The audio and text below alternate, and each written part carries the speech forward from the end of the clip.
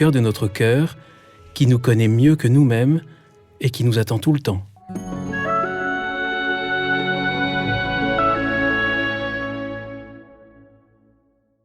Bonjour chers auditeurs de CTO, bienvenue pour un nouvel épisode. Je suis Guillaume Devoux. Je vous annonce aujourd'hui une rencontre passionnante, mais également assez difficile parce qu'elle va aborder un sujet difficile où les dangers sont réels et qui nous concernent absolument tous. Alors pour cela, je suis très heureux de retrouver en face de moi Diego Hidalgo. Diego, bonjour. Bonjour, très heureux d'être avec vous aujourd'hui. Oui, merci Diego. Alors Diego, vous parlez un français parfait, vous êtes en fait français, franco-espagnol, vous avez une maman française et vous êtes espagnol qui habite en plus au Maroc. J'habite au Maroc, oui, exactement. Avec une épouse, je viens de l'apprendre, une épouse espagnole qui, elle, vient de Barcelone. Alors, Diego, vous avez une vie passionnante, hein, vous êtes jeune, pourtant, vous avez plein de vies en même temps. Vous êtes chercheur, conférencier, entrepreneur, auteur, et vous êtes surtout engagé dans tout ce qui concerne le monde numérique, les nouvelles technologies, l'intelligence artificielle, avec toujours cette vision qui vous est chère, qu'il ne faut pas que l'homme soit dépassé par les machines et tous les enjeux qui vont autour de nos modes de vie de plus en plus dépendants. Vous avez notamment écrit « Reprendre le contrôle ». C'est un livre qui est sorti il n'y a pas très longtemps ? Qui est sorti en fin 2024. Fin 2024, aux éditions FIP. Alors, « Reprendre le contrôle », 50 pistes pour repenser notre avenir numérique. Vous êtes aussi à la tête du manifeste OFF, dont on va reparler parce qu'il me semble important. Alors, le déploiement technologique, il marque notre époque. Selon vous, Diego, il n'est pas aligné. Et c'est à mon avis une évidence, mais qui n'est pas évidente pour beaucoup de monde. Il n'est pas aligné avec les intérêts de l'humanité. Il est urgent de reprendre le contrôle. Il n'est pas trop tard ? Je pense qu'il n'est pas trop tard et surtout on a le devoir d'agir. Je pense que c'est comme pour d'autres, dans le cadre d'autres crises, c'est comme la crise environnementale par exemple. Je pense qu'on ne peut pas être complètement optimiste, mais on a un devoir moral d'agir, de faire tout ce qui est possible pour mettre en œuvre des solutions et chercher des pistes de solutions. Voilà, on va essayer de trouver des pistes de solutions. Là, je vous avoue que préparer cette émission était différent pour moi parce que j'ai eu en fait un choc. Je ne m'attendais pas à apprendre tout ce que j'ai appris. J'avais des vagues pistes, des intuitions, qu'il y avait des choses qui n'allaient pas dans la bonne direction, mais j'ai vécu un choc, je vous le disais avant qu'on démarre l'enregistrement, comme tous ceux qui font le choc du dérèglement du climat et du constat de la catastrophe écologique. Et là, moi, j'ai un choc de cette catastrophe numérique qui s'annonce.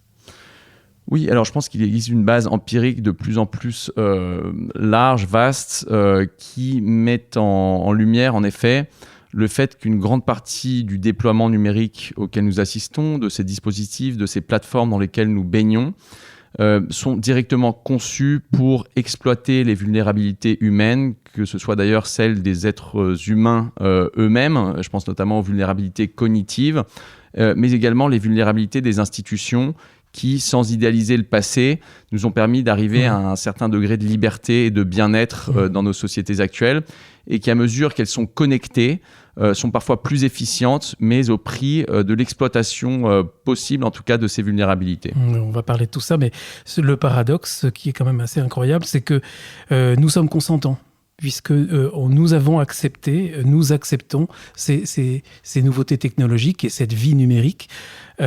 Mais vous dites, en fait, le principal problème, c'est qu'on ne se demande même pas si tout ça est réellement bénéfique. Oui, je pense qu'on fait collectivement et parfois individuellement cette analyse coût-bénéfice qu'on devrait faire de façon beaucoup plus rigoureuse. Eh bien, on l'a fait de façon tout à fait imprécise. Alors, est-ce qu'on est consentant ? On est consentant peut-être, mais sans comprendre exactement les termes des dilemmes face auxquels nous sommes. On nous présente souvent tout un tas de divertissements, de promesses d'efficience, d'immédiateté. Et souvent, je pense que l'être humain, depuis tout temps, a dû faire face à des dilemmes entre la satisfaction immédiate de leurs désirs et souvent leur intérêt à plus long terme. Et je pense que la révolution numérique actuelle, et en particulier le déploiement de l'intelligence artificielle, exacerbe ces dilemmes, de telle manière que si je vous prends un exemple précis pour ne pas être que dans la philosophie, mais pour montrer que ça a vraiment des applications tout à fait pratiques, si vous devez par exemple apprendre une langue, c'est un processus qui peut durer des années, 7, 8, 10 ans peut-être, plusieurs heures par semaine, qu'on soit jeune ou moins jeune. Doué, pas doué. doué, pas doué, qui demande souvent en plus de se déplacer, de faire des voyages linguistiques, qui est loin d'être automatique. Et donc la vocation de cet apprentissage d'une langue, c'est in fine de pouvoir communiquer a priori avec quelqu'un dans cette autre langue. Et du coup, si on est face à un dilemme où on doit justement affronter tout ce processus sur le long terme, ou d'appuyer sur un bouton, ou même parfois même pas appuyer sur un bouton, de juste demander à une intelligence artificielle de traduire pour nous, de communiquer dans une autre langue. On est en train de parler également non seulement d'oreillettes connectées qui permettraient de faire une traduction simultanée, mais également de lunettes de réalité augmentée qui nous permettraient de voir notre interlocuteur comme si ses lèvres épousaient les mots qu'on entendrait en même temps dans cette oreillette. On pourrait se dire, bien sûr, si on fait face à ce dilemme, l'efficience nous guide vers cette deuxième option, l'option de l'immédiateté, et d'un point de vue utilitaire, on pourrait avoir raison. Néanmoins, ce que j'essaye de mettre en lumière, notamment dans mon dernier livre, Prendre le contrôle, c'est que l'intérêt humain, justement, se place parfois sur le long terme. C'est qu'on ne peut pas réduire à sa dimension utilitaire, en l'occurrence l'apprentissage d'une langue, parce qu'apprendre une langue, c'est beaucoup plus en fait que cet objectif final. C'est le fait de comprendre l'autre, de se rapprocher justement de cette altérité, de comprendre la différence, de découvrir une autre culture, une autre façon de penser.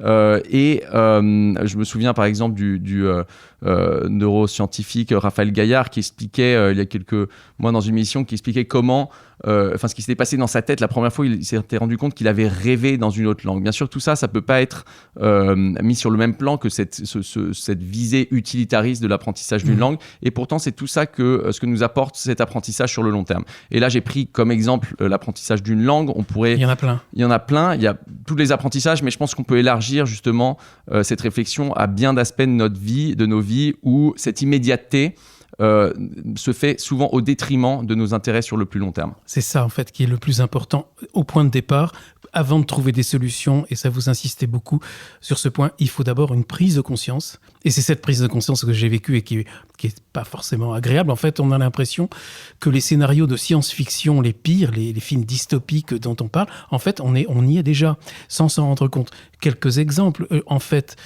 pour les auditeurs qui ne se rendent peut-être pas encore vraiment compte, mais avec l'arrivée de l'intelligence artificielle généralisée à tous, bientôt, peut-être que le travail manuel va disparaître, peut-être que le travail intellectuel va disparaître parce qu'on va se retrouver face à des robots qui sont beaucoup plus efficaces.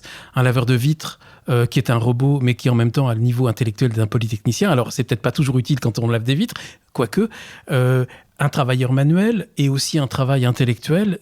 Et il y a même ça soulève un nombre de questions, même sociales, auxquelles on n'a pas idée aujourd'hui. Même, il se pose la question, et je sais que c'est une réflexion qui est menée dans les milieux de ceux qui réfléchissent autour de l'IA, d'un revenu universel minimum garanti, parce qu'il va y avoir pour le coup une dévalorisation du travail humain. Alors tout à fait, cette révolution de l'IA, bien sûr, qui peut être considérée à cet égard comme un concurrent de l'humain tel que nous ne l'avons jamais connu, elle produit une espèce de déplacement de l'humain très intense et très transversal, je dirais. Et souvent, là, les exemples que vous avez pris, par exemple, sont issus du domaine professionnel. Souvent, en fait, on aborde, je trouve, souvent cette question, mais on s'intéresse surtout à l'impact de l'IA sur le monde du travail et sur le monde économique. Et je pense que c'est tout à fait pertinent parce qu'on passe une grande partie de notre temps à travailler et le travail aussi constitue toute une partie, ou en tout cas construit, disons, une partie de notre identité à presque tous, et c'est quelque chose de central. Néanmoins, ce déplacement de l'humain qui est produit par cette vague d'intelligence artificielle, je pense, va bien au-delà de cette sphère professionnelle. Les exemples que je prends parfois, c'est de dire si, par exemple, au regard de ces gains en efficience ou de cette recherche maximale d'efficience, on me disait qu'un robot ou une IA pouvait éduquer mieux mes enfants que moi. Est-ce que ça voudrait dire que je dois me mettre un peu en retrait, à un second plan, pour l'amour de mes enfants, pour faire en sorte qu'ils soient éduqués le mieux possible? Ou est-ce que je dois justement rejeter un peu cette idéologie ou ce paradigme de l'efficience au-dessus de tout, qui, à mon avis, si on l'accepte en tant que tel, correspond, sinon à la fin de l'humain, justement à sa relégation à un second plan dans toutes les facettes de notre vie. Et je pense qu'une partie de l'industrie numérique, ce qu'elle cherche à nous transmettre, c'est qu'elle va nous permettre de faire des gains d'efficience, des gains de productivité, des gains de temps dans tout un tas de domaines de nos vies. Et ce qu'elle nous dit, c'est que vous allez pouvoir réinvestir ce temps et ces efforts que vous avez économisés grâce à nous de façon bien plus intéressante. Donc, vous embêtez pas, par exemple, à synthétiser ce texte, on s'en occupe et vous allez pouvoir réfléchir, ou vous allez pouvoir passer plus de temps avec vos enfants, ou vous allez pouvoir faire plus de sport, ou je ne sais quoi. Ce dont on se rend compte, si on a une vision un petit peu empirique des choses et qu'on regarde déjà ce qui s'est passé dans les 15 dernières années, c'est qu'un certain nombre des promesses tenues, ou en tout cas formulées par le monde technologique, n'ont pas été tenues. C'est-à-dire, pensez par exemple justement à ces gains supposés de temps. Est-ce qu'on l'utilise bien le temps? Et vous avez des doutes? Alors, ce que je peux vous dire en tout cas, c'est qu'il y a des sondages dans de plus en plus de pays qui montrent que le sentiment de justement manquer de temps est plus élevé que jamais. Je pense aussi, comme paradoxe, si on continue sur cette idée de décalage entre ces promesses formulées il y a quelques temps et la réalité de ce qu'on est en train de voir, à toutes ces technologies qui nous permettent de flexibiliser nos vies, de nous permettre de, par exemple, travailler depuis n'importe où, de pouvoir consommer n'importe quel ou demander n'importe quel produit ou service à n'importe quelle heure du jour ou de la nuit, qui nous permettent, en gros, qui abaissent ou même font disparaître ces barrières physiques et temporelles qui régissaient un peu nos vies et en principe pour nous donner plus de liberté. Eh bien, on remarque justement que, au contraire, les niveaux d'anxiété sont plus élevés que jamais. Et de plus en plus jeunes. Et de plus en plus jeunes. Et quand on est en train de parler d'augmentation de l'anxiété, on ne parle pas de plus 10 ou 15% sur quelques années. On est en train de parler de niveaux d'anxiété qui ont doublé, voire triplé selon les pays et selon les tranches d'âge. Et je pourrais continuer cette liste de paradoxes. Peut-être pour conclure aussi, c'est cette idée qui est présente dans une grande partie des technologies qui sont mises à notre disposition, de nous permettre de contrôler toutes les variables, tous les facteurs qui sont susceptibles en tout cas d'influencer nos vies, qui nous invitent par exemple à mesurer nos constantes vitales de façon permanente à travers des smartwatches et autres appareils. La fameuse Apple Watch, Voilà. Et pardon, parce qu'il y a quelques exemples justement qui sont dans le livre. L'Apple Watch, moi, en fait, je ne savais pas toutes les implications possibles, mais ça va jusqu'à nous faire récompenser de tels et tels efforts dans les salles de sport, ou simplement Apple qui commence à réfléchir, ou c'est peut-être déjà fait, à une compagnie d'assurance qui va donner des primes à ceux qui ont l'Apple Watch et dont on mesure pour le coup les efforts, la santé, et qui va punir ceux qui n'ont pas les bons scores ou qui ne sont pas enregistrés. Et puis après, ce sera les crédits bancaires. Ça va être, en fait, tout ça rentre dans la vie déjà d'aujourd'hui. Exactement. Et en fait, ce qu'on remarque, c'est que justement, toutes ces technologies qui sont censées nous permettre de mieux contrôler tous ces éléments de risque dans nos vies et qui nous proposent en gros de tuer le risque de nos vies, elles nous ont rendu en fait moins tolérantes au risque. Les parents sont de plus en plus habitués à géolocaliser par exemple leurs enfants. À contrôler. Mais ça les rassure pas. En fait, on remarque qu'ils sont plus préoccupés qu'il y a 20 ou 30 ans par leur enfant. Ils sont toujours en train de regarder justement sur une carte où ils se trouvent, etc. Donc je pense que ces promesses non tenues et que l'IA intensifie nous invitent au minimum à considérer avec beaucoup de précaution justement ces nouvelles promesses formulées à l'aune de cette émergence de l'IA. Et vous parlez des questions d'éducation, c'est un aspect gigantesque justement, un des enjeux gigantesques de l'IA. Et quelques exemples qui sont dans votre livre, le stylo connecté, l'uniforme connecté, qui sont déjà pratiqués, qui sont pratiqués notamment en Asie.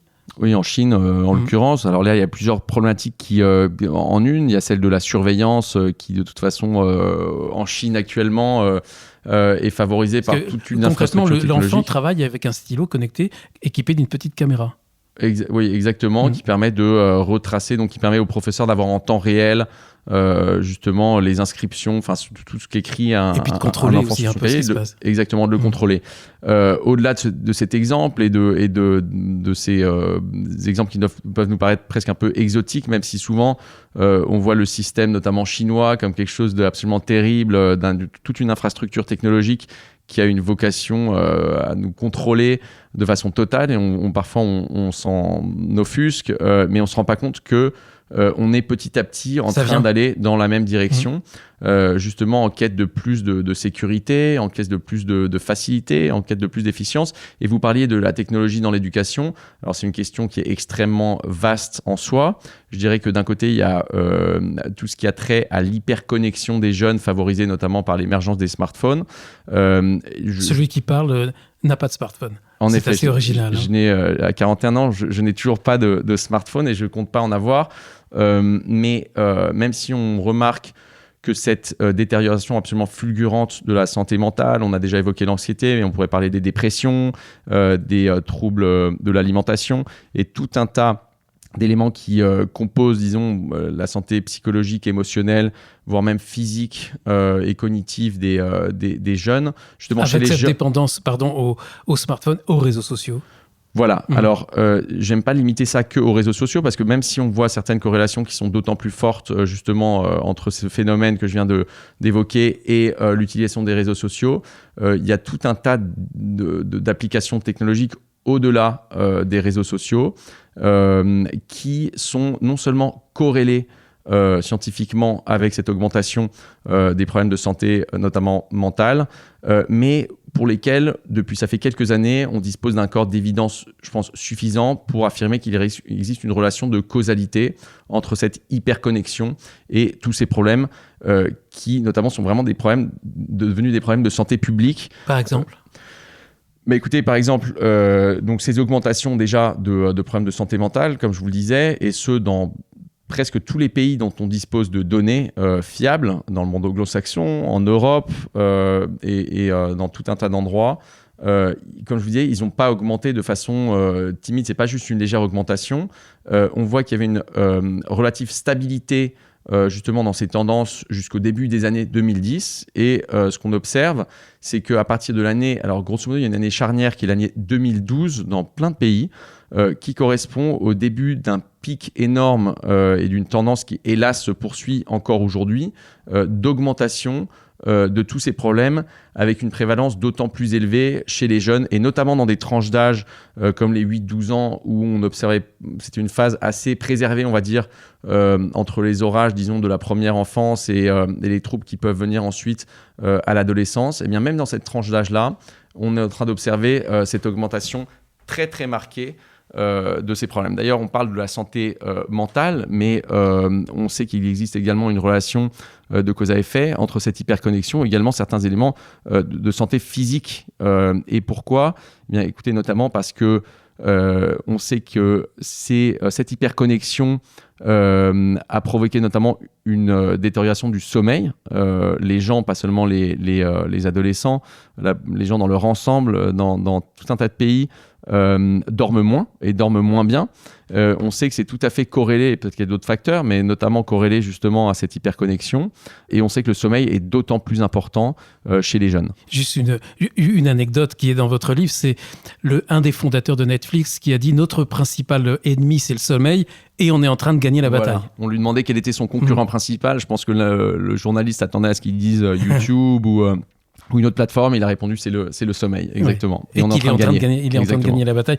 Un autre aspect de cette invasion du numérique dans nos vies, auquel on ne pense pas forcément, mais c'est tout cet univers connecté, la domotique, les aspirateurs connectés, les caméras, ou ce qui nous permet de contrôler la température à distance, etc., qui en fait tout ça renseigne ceux qui ensuite en font un usage industriel et commercial, dont on n'a pas forcément idée. Absolument, c'est pour ça quand on a commencé l'émission, vous avez dit on consent à tout ce qui est en train de se passer. Alors certes, on y consent en partie, mais avec un manque d'informations flagrant, avec des technologies de plus en plus sophistiquées qui font beaucoup plus de choses qu'on ne pense ou qu'on ne croit, notamment en termes de captation de nos données. Et quand on parle des données personnelles, je pense qu'il y a encore un malentendu collectif. Je pense qu'un certain nombre d'auditeurs comprennent le problème dans toutes ces dimensions. Mais souvent, on a encore dans notre tête cette idée que nos données personnelles, ça va faire, si quelqu'un les capte, ça va leur permettre de nous envoyer des spams, ça va nous éventuellement supposer des problèmes de vol de données bancaires, etc. Comme si c'était quelque chose de plus lié à la cybercriminalité ou au marketing intempestif comme ça. Alors qu'en fait, ça va bien au-delà de tout ça. Nos données, quand elles sont non seulement captées, mais agglutinées et qu'il existe une capacité de traitement qui permet de donner un sens ou de trouver des tendances ou des schémas dans tout ce magma de données comportementales, exactement, qui peuvent être issus, par exemple, de la géolocalisation de nos dispositifs. Si je prends cet exemple, c'est que rien qu'avec un type de données, comme la géolocalisation d'une personne, si on sait où se trouve une personne à n'importe quel moment de la journée, ces algorithmes vont être capables de déduire un nombre absolument abyssal de traits, de caractéristiques de cette personne. Elles vont savoir déjà où il habite, s'il a des enfants, où il travaille, comment il est équipé, comment il se déplace, comment il est équipé, etc. Et à partir de là, si non seulement on parle de géolocalisation, mais le contenu de vos messages, des plans de votre maison, vous citiez par exemple les aspirateurs autonomes connectés, l'exemple de Roomba est flagrant, donc le plus populaire au monde, qui lève sans qu'on le sache les plans d'une maison, qui transmet ces plans à la maison mère. Et tout ça, et il y a un certain nombre de produits, par exemple, connectés qui appartiennent à Amazon, qui renseignent l'entreprise sur le fait qu'il y ait évidemment des enfants, des enceintes connectées, par exemple, hein, les enceintes audio connectées à qui on parle. Exactement. Et tout ça, ça alimente un profil. Et ce que ça va faire, c'est bien plus que de vous envoyer des spams ou de permettre des vols de données. Ça permet de détecter toutes les vulnérabilités cognitives d'une personne, ces espèces de portes dérobées que chacun d'entre nous, même les plus intelligents, ont forcément, ces espèces de failles de la rationalité qui, si on sait où elles se trouvent pour chaque individu, vont permettre d'accéder à son être, la partie donc, de cette personne la plus impulsive, vont permettre de contourner la partie la plus rationnelle de notre cerveau, celle qui permet d'exercer notre discernement, notre jugement et de faire des choix qui soient véritablement les nôtres. Et donc, ce qui va avoir une influence énorme sur notre comportement de consommation, notamment d'achat. Vous parlez beaucoup de l'impulsivité ou des achats compulsifs. Pareil, les moteurs de recherche qui sont en fait régis par des intérêts industriels et commerciaux dont on n'a pas forcément idée. Et vous dites, Diego, dans votre livre, en fait, il faut qu'on se pose la question quand toutes ces choses-là sont d'accès totalement gratuit, c'est qu'en fait, le produit, c'est nous. Oui, alors ça c'est un adage qui pourrait paraître simpliste, mais en fait je pense qu'il est tout à fait pertinent. Donc cette célèbre affirmation que si vous ne payez pas pour un produit, le produit c'est vous, décrit parfaitement un des modèles d'affaires, des business models les plus communs, en tout cas chez les grandes plateformes qui captent une partie importante de notre temps, dont les revenus ne sont pas corrélés à l'utilité qui nous apporte, mais au temps qu'on passe dessus et à la quantité de données qui permettent de capter. Et du coup, c'est véritablement nous le produit. D'ailleurs, personnellement, vous l'avez cité, j'étais entrepreneur et je pense que c'est un des apprentissages que je garde de cette époque d'entrepreneur, où quand on devient non seulement utilisateur, mais véritablement client des GAFAM, des grandes plateformes, on se rend compte d'un certain nombre de phénomènes où en tout cas on perçoit, en tout cas c'est ce que j'ai moi perçu dans mes tripes, cette vulnérabilité qu'on ne ressent pas forcément en tant qu'utilisateur. Si vous utilisez votre courrier électronique de Google ou que vous utilisez des réseaux sociaux, souvent cette asymétrie que ces géants du numérique établissent justement entre eux et nous, peut-être qu'on va la comprendre rationnellement, mais on ne va pas la vivre vraiment dans notre estomac ou dans nos cœurs. Et le problème, c'est que souvent, par exemple, pour une petite entreprise aujourd'hui, on est obligé de passer par ces grandes plateformes pour exister. Si vous voulez, c'est comme si on devait payer un impôt révolutionnaire pour tout simplement exister. Elle domine une telle portion justement du monde numérique que sans elle et sans payer justement cette taxe obligatoire, tout simplement on n'existe pas. Et on est vraiment dans cette position de vulnérabilité et on est souvent face à l'arbitraire et on sent véritablement qu'on est entre leurs mains, ce qu'on ne perçoit pas forcément quand on est un utilisateur final. Encore un exemple, la voiture. la voiture Tesla et tous les autres qui sont en train de travailler d'arrache-pied pour remporter le marché mondial de la voiture sans conducteur, la voiture connectée. En fait, vous dites, c'est une voiture qui va conduire à notre place et qui va bientôt peut-être décider comment aller à tel et tel lieu. Donc on n'apprend plus les cartes, mais qui peut quasiment prendre notre contrôle.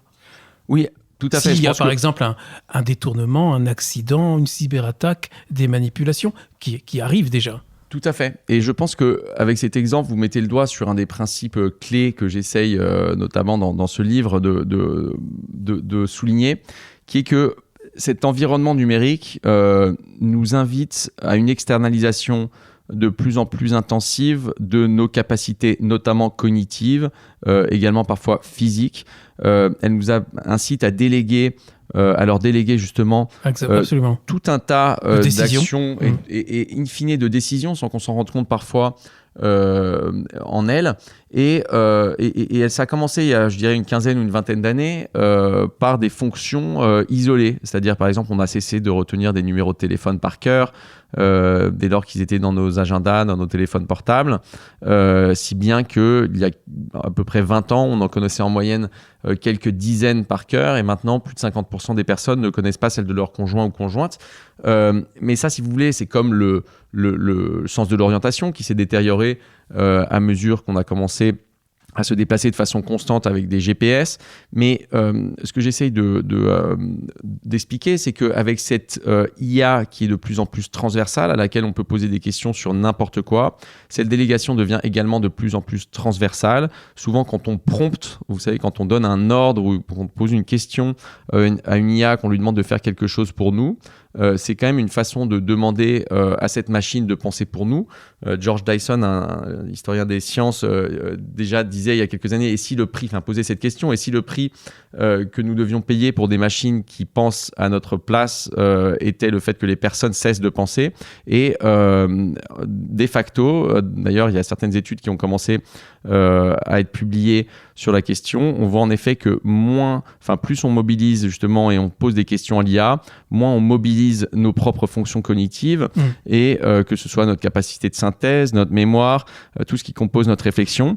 Et hélas, tout ça, c'est pas juste une construction philosophique ou conceptuelle que je suis en train de vous exposer, mais on voit comment, à travers tout un tas d'études, notamment de l'OCDE, les études PISA, si on parle des élèves, on est en train de constater une détérioration mais vraiment fulgurante des résultats scolaires dans la plupart des pays de l'OCDE qui participent aux études PISA, mais également chez les adultes. Il y a des sondages qui montrent que de plus en plus d'adultes ont des difficultés à réaliser, que ce soit des opérations simples. La concentration, on sait que le temps d'attention, par exemple, vraiment a fondu dans les 15-20 dernières années.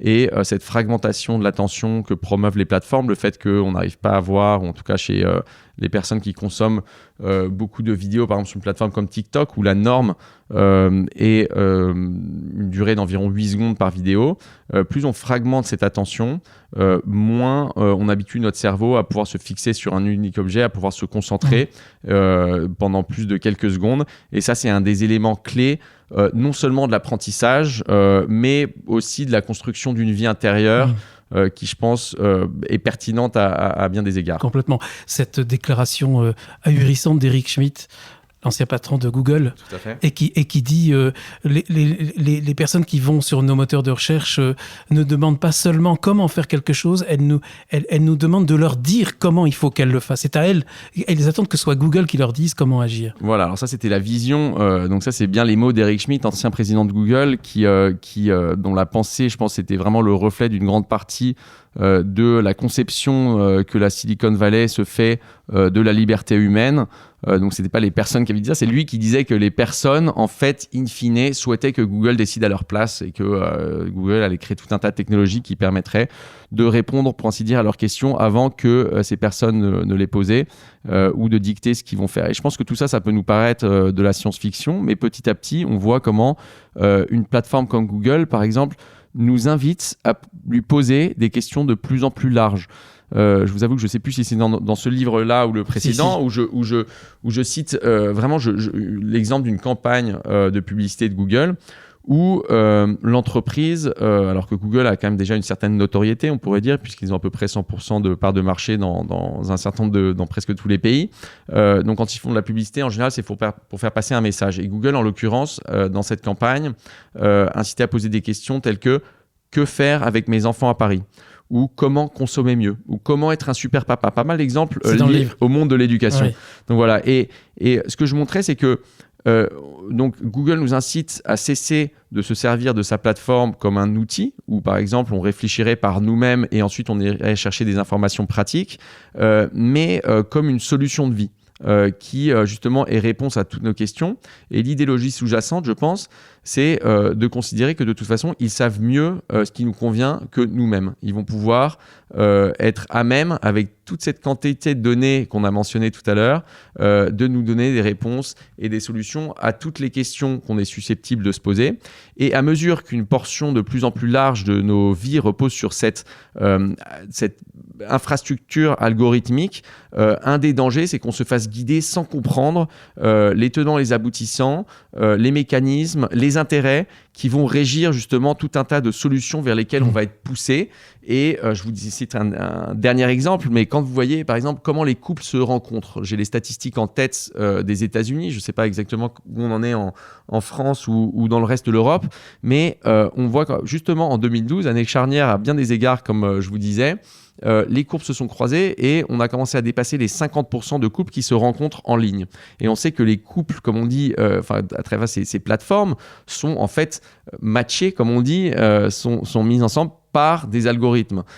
Donc même des décisions quand même vitales assez importantes, comme celle de choisir son conjoint, reposent sans qu'on s'en rende forcément compte, a priori, sur cette base algorithmique. C'est pas juste la prochaine chose qu'on va acheter, mais aussi des décisions assez fondamentales. Bon, j'espère qu'on a encore des auditeurs, que tous n'ont pas fui avec tous ces constats, et on n'a pas complètement terminé, mais restez jusqu'au bout parce qu'il y a quand même des solutions. Encore une chose, Diego Hidalgo, qui moi, me frappe beaucoup, et on en a parlé, c'est le fait qu'on est en train d'assister à une accélération de l'implantation de l'intelligence artificielle dans nos vies qui dépasse toutes les prévisions, puisqu'on disait qu'elle prendrait plus ou moins le contrôle de certaines choses peut-être au début du 22e siècle. Et maintenant, on parle de cycles qui se réduisent chaque année et qui se rapprochent de nous. Et là, on y est quasiment presque. Et on commence à parler de dépassement. Parce que vous le dites, ce déphasage, l'humain est en train de perdre en capacité cognitive et en même temps, il se fait largement dépasser par des ordinateurs qui, sur le plan cognitif, sont parfaits.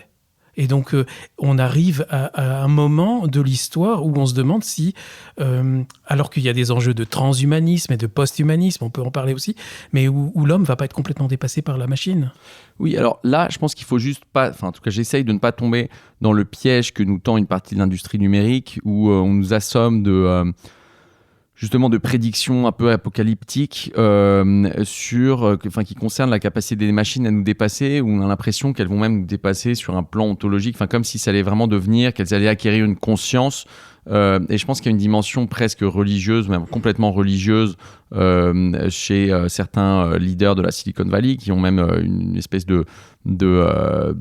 qui se sentent investis d'une mission messianique et qui prédisent en gros le sauvetage de l'humanité par la technologie. Mais en fait, moi, l'éternité et l'immortalité. Et l'immortalité notamment, etc. Moi, ce que j'essaye, c'est donc juste regarder, sans m'interdire d'avoir des réflexions plus conceptuelles et philosophiques, mais je regarde la réalité. Et je dis pas, regardez, cette machine est en train de devenir humaine, où elle va pouvoir nous remplacer. Vraiment, ce que je constate, c'est qu'il y a un certain nombre de solutions de facilité, où il y a ce piège justement de l'immédiateté, du divertissement, de l'efficience, qui vont nous pousser dans des directions qui, de facto, vont nous changer, vont nous modifier, vont nous transformer, avec une certaine facilité, parce que je pense que la modification de l'humain, la modification concrète, la modification de nos capacités cognitives notamment, qui est quand même sous-jacente, je pense, même à un certain nombre de facettes de ce que nous sommes et de notre identité, elle a été vraiment énorme au cours des dernières années. Et je pense qu'on a un certain nombre d'indicateurs empiriques qui nous le montrent. Donc souvent, je trouve qu'on nous vend l'intelligence artificielle telle que ses promoteurs veulent nous la dépeindre avec ses effets potentiels. Et moi, j'ai essayé de regarder ces effets réel. On nous dit, mais regardez, ça, c'est une magnifique... par exemple, Sam Altman, le PDG d'OpenAI, nous dit, ChatGPT, c'est une machine à apprendre que chacun d'entre nous allons avoir dans notre poche. Et donc, je pense, théoriquement, peut-être qu'on pourrait apprendre un certain nombre de choses grâce à ChatGPT. Dans les faits, ces outils, ces plateformes d'intelligence artificielle, souvent invitent à cette délégation justement de notre pensée et de nos choix également, vous le disiez tout à l'heure, qui devraient nous préoccuper. Parce que quand on est face à ces petits dilemmes de réfléchir ou justement en un clic obtenir une réponse non seulement à notre question comme faisait Google, mais de pouvoir construire une argumentation complexe, alors d'autant plus dans des phases où on est censé apprendre ces facultés, je pense que c'est préoccupant. Si vous voulez, si l'IA était, je pense qu'on peut prendre l'image d'un ascenseur, d'accord ? Et si vous habitiez au 200e étage d'une tour, par exemple, et que si vous n'aviez pas d'ascenseur, une grande partie, pour ne pas dire l'intégralité de votre journée, consisterait à monter et descendre les escaliers. Et quand vous oubliez la baguette, vous devrez refaire justement cet aller-retour. Bien sûr, ce ne serait pas une vie. Et là, l'ascenseur nous permet d'aller plus loin que ce que nous aurions pu effectuer par nous-mêmes. Néanmoins, imaginez un monde où dès que vous devriez vous déplacer, vous auriez un mini-ascenseur ou des petits tapis roulants qui vous emmèneraient de votre chambre à coucher jusqu'à votre salle de bain et jusqu'au travail, si bien que vous seriez toujours assisté dans vos mouvements par ces mini-véhicules ou ces ascenseurs ou tapis roulants. Eh bien là, il se produirait une atrophie même physique en l'occurrence de votre corps, du fait que vous ne solliciteriez plus vos muscles et vous choisirez toujours cette solution de facilité pour aller plus vite, pour être plus confortable. Et je pense que c'est un phénomène assez analogue qu'on est en train d'observer avec notre pensée. Je suis d'accord avec vous, sauf qu'il semble à certains égards qu'il y ait certains scénarios qui sont inéluctables. Je pense au transhumanisme, avec l'essor et la convergence aussi des nanotechnologies, la connexion dans le corps, parce qu'on est en train de penser que le seul moyen pour l'homme de rattraper son retard par rapport aux machines, c'est de lui implanter des puces qui vont lui permettre de rattraper son retard cognitif et d'être à peu près à niveau. En fait, on court après une machine et on va chercher à s'adapter. En tout cas, c'est la pensée. J'avais découvert Laurent Alexandre, même Luc Ferry, ce qui est assez effarant de penser qu'il faut courir après la machine. Et des nanotechnologies qui, en elles-mêmes, on ne peut pas les bannir puisqu'elles ont un rôle très important dans la médecine. Elles soignent, elles peuvent soigner. Et après, c'est tout ce mythe de l'augmentation de l'homme. Oui, alors déjà, il y a plein de techniques. Moi, je ne suis pas du tout technophobe. J'ai moi-même utilisé la technologie, monté des entreprises de base technologique et je pense qu'un certain nombre des problèmes ou des incohérences, justement, ou des idées fallacieuses qui nous sont véhiculées viennent du fait qu'on veuille nous faire adapter certaines technologies de façon transversale, globale dans nos vies, alors que justement, une bonne utilisation ou un bon déploiement plutôt de ces technologies nous inviterait à les cantonner dans un champ concret, un champ déterminé et pas justement de les élargir à tous les champs.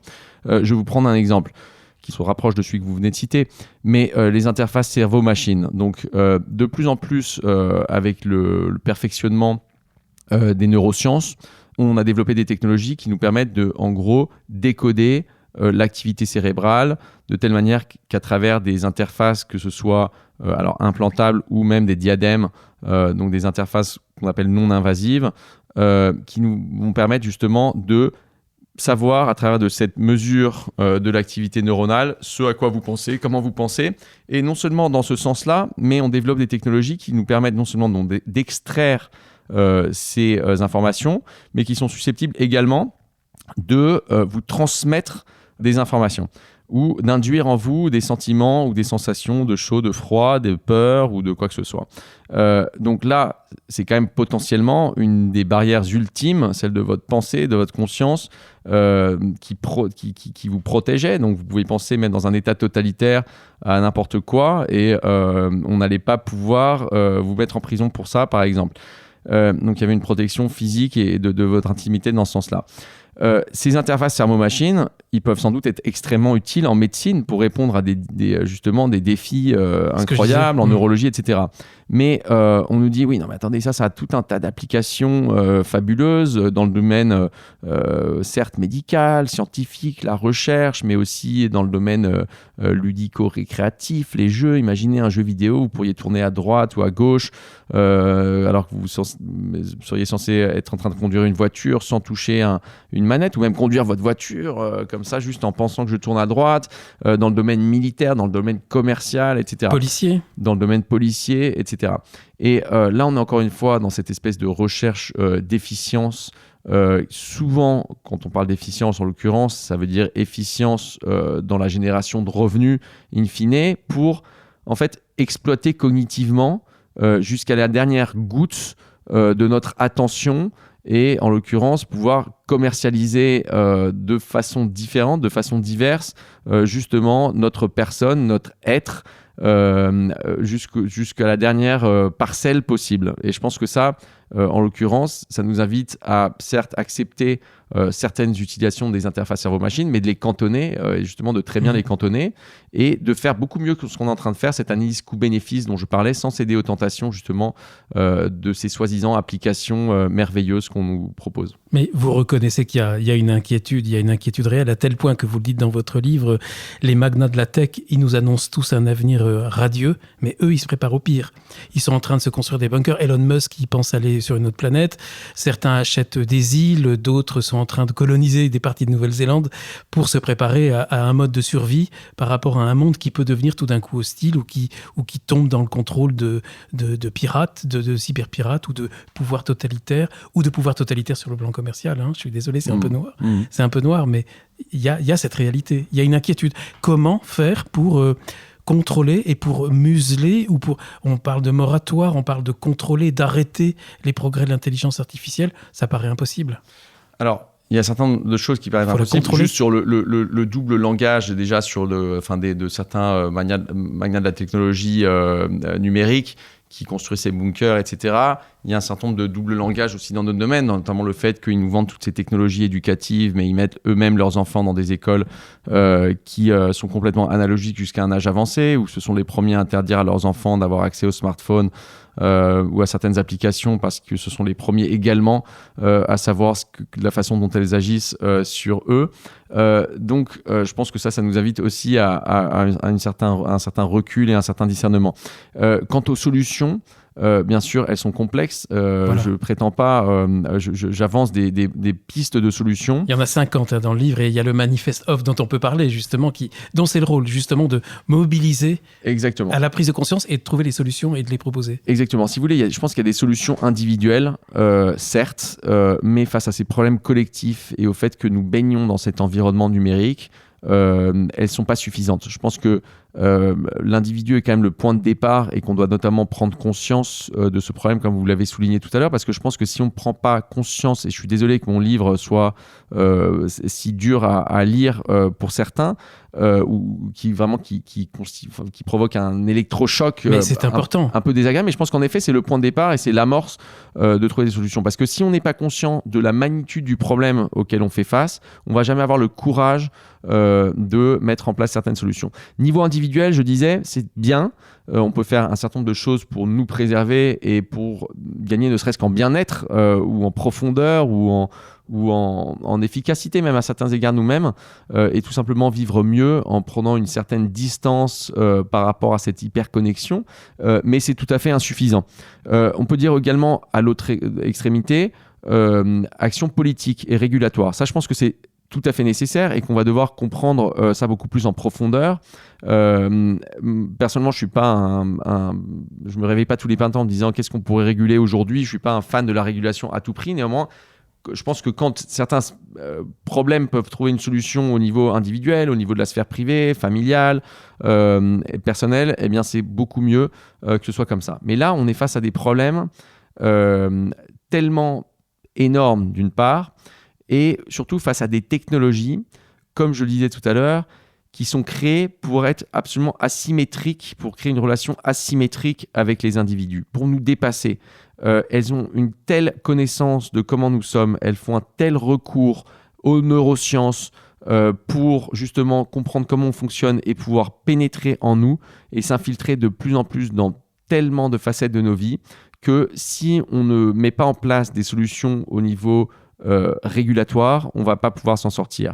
Il y a un certain nombre d'industries qui sont 10 fois plus régulées que l'industrie numérique parce qu'on sait que si on ne les régule pas, l'individu ne sera pas libre face aux produits ou aux services qu'elle nous propose. Il y a plein d'industries qui sont également auxquelles on impose des restrictions aux mineurs. Les mineurs ne peuvent pas rentrer dans une salle de casino, ils ne peuvent pas acheter de cigarettes ou d'alcool, etc. Est-ce que vous croyez qu'on va réussir à enrayer, à trouver collectivement, avec évidemment un rôle politique très important et des pouvoirs publics et des pouvoirs politiques, qu'on va pouvoir enrayer et de lutter contre ceux qui poussent à cette avancée technologique et qui sont tellement puissants parce que ce sont des États, mais ce sont aussi des industries, et ce sont les GAFAM qui ont acquis une telle puissance aujourd'hui et qui sont d'ailleurs un peu qui sont en concurrence, mais ils vont pas céder. Et on a l'impression d'un autre côté, déjà on voit à quel point on a du mal à avoir des politiques qui enrayent les questions climatiques. Là, on a l'impression qu'on est encore qu'il n'y a aucune prise de conscience pour le coup. Il y a une prise de conscience climatique, mais pas vraiment une prise de conscience des enjeux numériques. Oui, alors je pense que la crise, si on suit un peu cette analogie entre crise climatique et les sujets qui nous ont occupés aujourd'hui, je pense qu'on est en retard d'une vingtaine d'années sur cette prise de conscience collective du problème, et on peut dire même pour le climat ou le dérèglement climatique, même si on en prend de plus en plus conscience, ça ne veut pas dire qu'on ait eu le courage de prendre les solutions qui soient probablement nécessaires pour faire face à ces problèmes. Donc je pense que pour le numérique, on va devoir vraiment mettre le pied sur l'accélérateur pour que cette prise de conscience soit non seulement en plus une prise de conscience rationnelle, mais qu'on prenne vraiment complètement en compte la dimension du problème aussi dans nos propres corps et qu'on le ressente suffisamment pour trouver des solutions. Ça va se faire à la hauteur. Alors, c'est justement, vous mentionnez le manifeste OFF, qui est un peu la base du mouvement OFF que j'ai lancé l'an dernier. Et je disais, entre ces mesures qu'on pourrait prendre au niveau individuel et ces mesures politiques ou régulatoires, je pense qu'il y a un espace entre les deux pour l'action collective, pour le fait de se mettre d'accord à une échelle supra-individuelle, on pourrait dire, mais infra-étatique, donc vraiment entre les deux, et que la société civile se réveille à cet égard.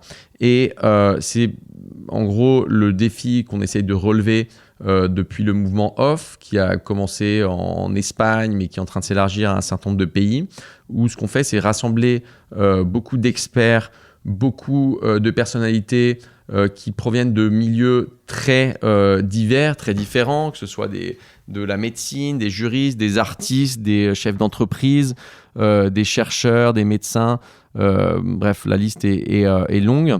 Et on s'est tous mis d'accord sur justement ce manifeste qui aurait peut-être pu être considéré radical il y a 5 ou 6 ans, mais ces personnalités ont fait justement l'effort de se mettre d'accord pour dire que justement sans ces solutions qui auraient pu être considérées radicales il n'y a pas si longtemps, on va pas s'en sortir. Ça veut pas dire on va pas s'en sortir, du coup ça veut dire on va faire tout ce qui est à notre portée pour relever ce défi, qui passe d'abord par cette prise de conscience bien plus profonde de l'ampleur du problème, et je pense qu'on peut petit à petit, le plus vite possible, mais pas à pas et problème par problème, trouver des solutions pratiques, concrètes, pour avancer par rapport à tous les défis qu'on a évoqués aujourd'hui. Je vais vous prendre un exemple. Vu que l'éducation est quand même une des bases du problème et un des domaines dans lesquels le numérique s'infiltre avec le plus de facilité et par ailleurs vraiment un terrain de jeu pour l'industrie numérique qui, comme on sait par exemple les grands cigarettiers, il y a quelques décennies, ils savaient que si les jeunes commençaient à fumer avant tel âge, on savait qu'ils allaient être des clients à vie. Donc on avait vraiment intérêt à les capter en tant que clients quand ils étaient encore mineurs. Bon, il se passe un peu la même chose avec l'industrie numérique. On sait que les jeunes sont d'autant plus vulnérables, même si en fait on les tousse, et j'aime pas les discours qui réduisent le problème comme si c'était juste un problème de jeunes, mais on a un devoir de protection particulier envers cette frange justement de la population. Et je pense qu'il y a vraiment, que ce soit dans le numérique à la maison, disons en dehors de l'école, ou dans le numérique éducatif, tout un tas de choses qu'on peut faire et qu'on peut essayer de mettre en place. Je vous prends l'exemple du numérique éducatif, donc justement qui consiste à avoir déployé toutes ces technologies, ces plateformes dans le milieu scolaire pour effectuer ses devoirs, pour être dans certains pays face à des iPads en classe, dès un âge vraiment très peu avancé. Et on sait que d'un côté, elle contribue à cette hyperconnexion qui est corrélée avec une dégradation de la santé physique, mentale, cognitive, émotionnelle des jeunes. Par ailleurs, en fait, on sait que d'un point de vue éducatif, grosso modo, ça ne marche pas. Ça marche moins bien que d'utiliser un papier, un crayon, des cahiers et des méthodes analogiques. C'est pas du tout être technophobe de dire ça, c'est juste se fonder sur des études qui existent depuis, ça fait déjà presque une dizaine d'années, notamment de l'OCDE que je citais tout à l'heure aussi, déjà. Donc on sait que ça ne marche pas d'un point de vue éducatif. Et après, d'un point de vue éthique, et la question éthique, à mon avis, clé à se poser, que ce soit dans le numérique éducatif, qui est l'exemple que je prends maintenant, ou d'une façon bien plus transversale face à toutes les questions qu'on a abordées aujourd'hui, c'est de savoir, dans ce monde où des machines sont susceptibles de faire les choses de façon plus efficiente que nous, quelle place souhaite-t-on réserver à l'humain ? Est-ce qu'on souhaite ou on accepte cette possibilité que l'humain se réduise, ça ne veut pas forcément qu'il disparaisse complètement de la face du globe, bien que ce soit une possibilité. Ça veut dire réduire la part d'humain qu'il y a en nous à mesure qu'on délègue justement toute une partie de notre identité à ces machines. Et donc, cette question éthique appliquée au numérique éducatif, c'est de savoir si à l'école, on veut que l'humain ait encore un rôle central, où on accepte par exemple que des IA corrigent des copies d'élèves qui auront probablement fait directement leur devoir déjà avec une IA, parce qu'on leur a inculqué un peu cette idée que c'est mieux parce que ça permet d'aller plus vite. Et à la fin, on aura une école, si je caricature, mais je connais des cas où c'est littéralement ça. Il y a des élèves qui font leur devoir avec une IA, qui livrent leur copie au professeur qui lui-même la corrige avec une IA. Et donc là, on a vraiment un cas où littéralement, une interaction humaine entre élève et professeur a été substituée par une interaction entre deux machines où l'humain aura été vraiment une espèce de simple courroie de transmission absolument évitable et minime.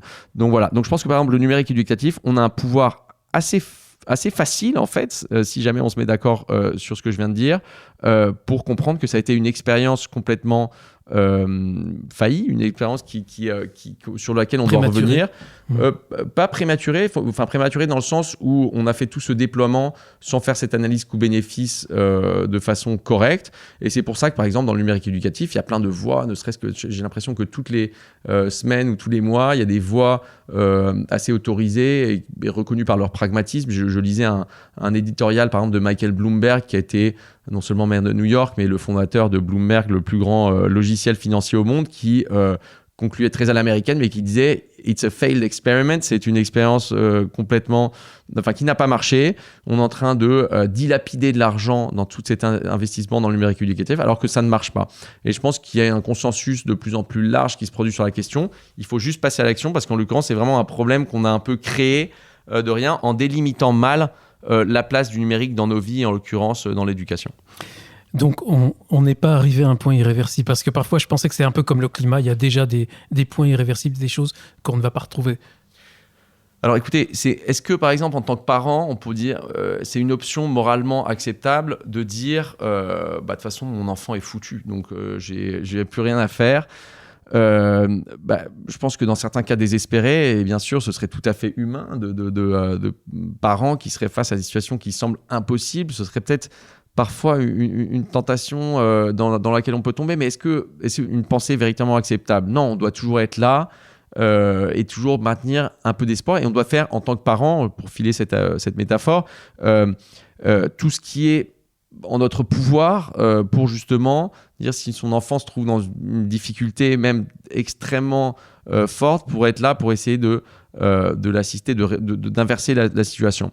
Et je pense que même dans ce cas-là, si on part d'un optimisme béat, comme on le disait, on va jamais avoir le courage de trouver des solutions suffisantes. Donc c'est en effet pas, je suis pas en train de vous dire tout va bien, écoutez, on va trouver des solutions, on va s'en sortir. Non, mais néanmoins, je pense que comme pour le climat, il serait tout à fait moralement inacceptable de dire de toute façon notre planète est foutue, donc éventuellement regardons ce que disent Musk et compagnie et allons sur Mars, qui par ailleurs est une option complètement scientifiquement absurde. Parce que je pense quand même que Mars se porte quand même peut-être moins bien que la Terre pour accueillir la vie humaine, même si la Terre souffre. Néanmoins, ce que je veux dire par là, c'est qu'on doit tout mettre en œuvre, même si c'est compliqué, même si ça demande beaucoup de travail collectif, même si la situation géopolitique, par exemple, actuelle, n'est pas vraiment favorable, c'est le moins qu'on puisse dire, à trouver ces solutions collectives qui permettent de nous en sortir, parce qu'on sait que c'est un problème global, mais on doit faire tout ce qui est à notre portée, justement, pour aller, que ce soit individuellement ou collectivement, vers cet objectif. Donc c'est pour ça que dans le manifeste OFF, on propose une liste de solutions qui sont très transversales, très larges, qui sont de grands principes, mais qu'ensuite, depuis le mouvement OFF, on décline dans des actions concrètes, dans des champs particuliers, on va un peu plus au cœur du problème et des solutions. Ce qui m'a frappé, Diego, en vous lisant, c'est qu'il y a une vision très humaine. Vous avez une vision très humaine, très profonde. Il y a peut-être aussi ici une source d'espoir et peut-être même une certaine lumière. Je poserais presque la question, on est sur Zétéo, un podcast de spiritualité. Il y a peut-être ici aussi un enjeu spirituel ? Absolument. Après, on peut chacun avoir nos motivations diverses ou nos conceptions de l'humain qui soient diverses. Moi, je ne m'adresse pas qu'à un public de croyants, par exemple. Néanmoins, je pense que, entre les lignes, dans ce dernier livre ou dans ce que j'essaye de promouvoir en général, il y a une défense, on pourrait dire, de l'humain, de l'idée que je me fais de l'humain. Il y a cette croyance qui n'est pas forcément, enfin je pense que des personnes de toutes origines de croyances, etc., à laquelle ils peuvent adhérer, qu'il existe une barrière infranchissable entre l'humain et ce qui n'est pas humain, notamment. Donc par exemple, toutes ces idéologies qui nous disent que les machines vont devenir humaines ou vont acquérir une conscience, eh bien, je pense que ce sont justement des leurres. Mais la question se pose. Je recevais récemment un invité, Patrice Van Hersel, qui pose la question, est-ce que l'IA n'aura pas une conscience ? Et qui lui-même interroge l'intelligence artificielle, qui dit, on n'a pas encore été prévu pour ça. Oui. Alors c'est là où je ne veux pas trop buter sur cette question, parce que je pense que ce qui compte, c'est pas que des machines, justement, acquièrent une conscience, c'est le fait qu'elles puissent feindre l'avoir. De la même façon qu'aujourd'hui, on dit non, mais de toute façon, les machines sont limitées parce qu'en fait, par exemple, une réponse que va vous donner ChatGPT ou n'importe quelle intelligence artificielle, c'est juste quelque chose qui repose sur des probabilités. Donc, parfois, il y a cette déconstruction qui est tout à fait pertinente de justement ce que sont les machines ou ce que sont les plateformes, mais qui, si on s'en tient à ça, semble ignorer le fait que de plus en plus de personnes traitent ces machines comme des interlocuteurs valables. Par exemple, on sait que de plus en plus de personnes interrogent ces plateformes comme si elles interrogeaient un psychologue ou pour converser. Ou par exemple, je vous donne un autre exemple de Snapchat, donc une plateforme surtout pour les adolescents et particulièrement populaire dans le monde anglo-saxon, mais aussi en France, a lancé il y a déjà 2 ans une application qui s'appelle My AI, mon intelligence artificielle, qui invite à chatter, à échanger avec une IA comme si c'était un ami, exactement. Alors, qui vous écoute tout le temps, voilà. Et qui vous éclaire en plus. Exactement. Et si on se place sur ce terrain de l'efficience que, comme vous avez compris, je combats en tant que boussole unique, je ne dis pas qu'il faut être inefficient dans tout ce qu'on fait, mais j'en reviens à votre question de cette défense de l'humain qui est sous-jacente à un certain nombre des réflexions que je développe dans ce livre. Justement, si on pousse cette efficience ou cette recherche d'efficience à son paroxysme, j'explique que ça implique presque forcément un recul de l'humain. Si on en revient à MyAI, donc cette plateforme de Snapchat, on peut dire, mais écoutez, en termes d'efficience, il faut reconnaître, cette IA, elle est toujours disponible. Si on se réveille à 2h du matin et qu'on a envie d'échanger avec quelqu'un, on ne va pas réveiller un ami. Elle est toujours là. Elle ne va sûrement pas prendre mal telle ou telle remarque qu'on puisse lui faire. Elle va parler suffisamment pour pas qu'on s'ennuie, mais en même temps, elle ne va pas parler trop si c'est nous qui avons envie de parler, etc. Et là, on peut dire, oui, mais si on tombe dans cette facilité dans tous les aspects de nos vies, et déjà, parler avec ses amis, c'est quand même pour notamment un adolescent, même un adulte, comme une partie qui nous construit fortement. Si on réduit tous ces échanges humains que j'essaie de décrire à travers différentes anecdotes ou différentes cas de figure... La poupée connectée, il y avait la poupée connectée, etc. Eh bien, à ce moment-là, pour commencer, ces interactions humain à humain qui certes demandent un certain effort. Par exemple, aujourd'hui, on est en train d'enregistrer cette émission. J'ai dû me déplacer jusqu'ici. On est en train d'interagir. Je vous écoute, vous m'écoutez.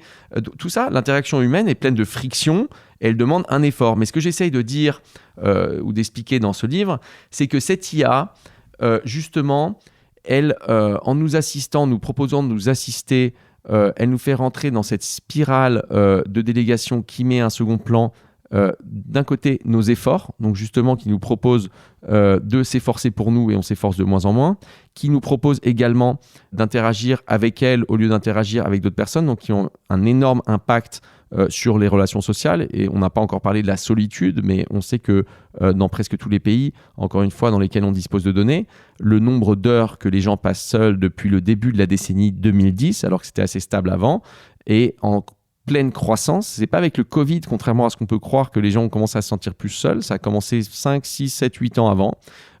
Et notamment, je ne réduis pas ça forcément à cette seule cause, mais ça correspond quand même au début justement de l'explosion du smartphone.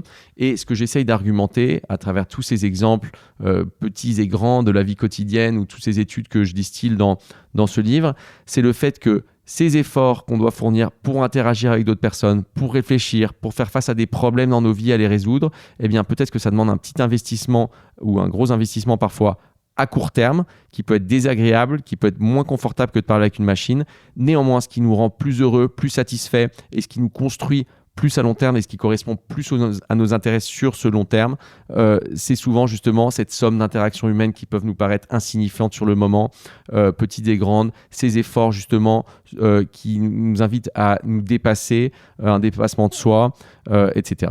En fait, il y a plein de solutions, hein, et les solutions sont en nous. Et elles sont dans nos sagesses. Et puis peut-être là pour récompenser les auditeurs qui ont passé peut-être des moments un peu difficiles pendant cette émission, et j'en suis désolé, si on parlait un petit peu vous avez des solutions, des astuces qui sont très agréables à lire. Vous n'avez pas peur, vous les appelez les oufs. Alors qu'est-ce que c'est les oufs? Les oufs, c'est pas les fous, hein. C'est pas les fous, c'est un acronyme. J'avoue que c'est mon éditeur en France qui a transformé sûrement de façon pertinente. L'acronyme anglais, à la base, c'était Single Purpose Objects, des objets à une seule fonction. Donc, c'est devenu OUF, O-U-F. Les objets à une seule fonction, en effet, c'est à la fois quelque chose de tout à fait, je le donne comme exemple littéral, vraiment de solution, mais c'est aussi quelque chose d'un peu métaphorique. En fait, si vous voulez, dans les dernières, depuis qu'on a des smartphones, on a concentré de plus en plus de fonctionnalités d'objets qu'on avait ça et là dans nos poches, dans nos maisons, au travail, dans cet petit objet magique qui est devenu tellement central dans la vie de la plupart d'entre nous. Je pense par exemple à un appareil photo qu'on a maintenant sur son téléphone, je pense à des journaux qu'on lit sur notre téléphone, un réveil matin, et on pourrait faire toute une liste comme ça, aux livres, qui ont tendance à être concentrés justement dans ce petit appareil. Et le reproche, le grief que je formule justement contre le smartphone en général, ou les raisons pour lesquelles on devait être assez critique, je pense, du smartphone, c'est d'une part que celui-ci nous invite à une distraction permanente. C'est une espèce d'appareil de distraction massive à cet égard, qui nous fait sauter d'un contenu à l'autre, d'une chose à l'autre, d'une activité à l'autre. Par ailleurs, ce sont des machines qui sont notamment destinées à capter et conçues pour capter le plus grand nombre de données possible, et ça, on en a déjà parlé. Et troisièmement, ce sont des machines qui nous invitent constamment et de façon de plus en plus intense à déléguer ces fonctions cognitives qu'on serait capable de vraiment mener à bien nous-mêmes. Et du coup, ces objets à une seule fonction, ce sont justement tous ces livres, ces appareils photo, ces montres non connectées, etc., qui ne font qu'une chose, qui sont toutes bêtes a priori, qui sont peut-être pas aussi pratiques, mais qui sont beaucoup plus respectueuses de l'humain. Et c'est pour ça que j'invite dans le prochain grand nettoyage à la maison, de pas forcément les mettre à la poubelle ou les mettre au grenier, mais de tenter de les réinvestir dans nos vies pour avoir ces moments justement où on est en présence d'objets qui sont plus des outils qui ne lisent pas en nous. Un livre, on lit dans le livre, mais le livre ne lit pas en nous et ne sait pas qui on est, et beaucoup plus bête dans ce sens-là, mais en fait beaucoup plus respectueux de l'humain. Moi, je vous avoue que depuis cette émission, moi, je regarde plus mon smartphone de la même manière. On n'est plus tellement amis, là. J'ai l'impression que...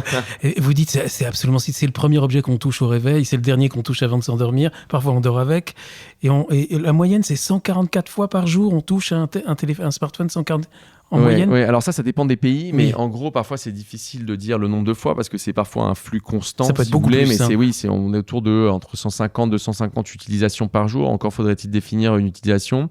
Mais en effet, là, on est dans une période paradoxale où, d'un côté, cette prise de conscience, et je pense que, par exemple, cette émission y participe, et moi, modestement, j'essaye d'y contribuer, est quand même de plus en plus prégnante dans la société. On a quand même de plus en plus, je pense qu'un certain nombre d'auditeurs ne tomberont pas des nues en tout cas vis-à-vis de certaines choses qu'on aura évoquées aujourd'hui, parce qu'on en parle de plus en plus. Et néanmoins, cette inertie qui découle de la fascination qu'on avait pour toutes ces technologies avant de comprendre qu'on devait être peut-être un peu plus critique, elle continue. Je vous prends un exemple.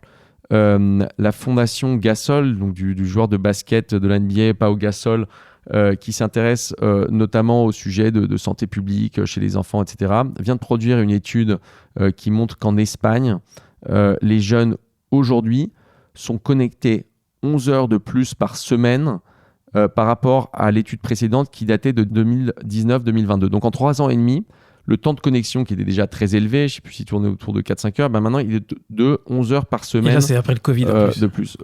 Oui, mais la première étude, c'était 2019-2022, donc bref, je ne sais pas exactement quelle était la temporalité.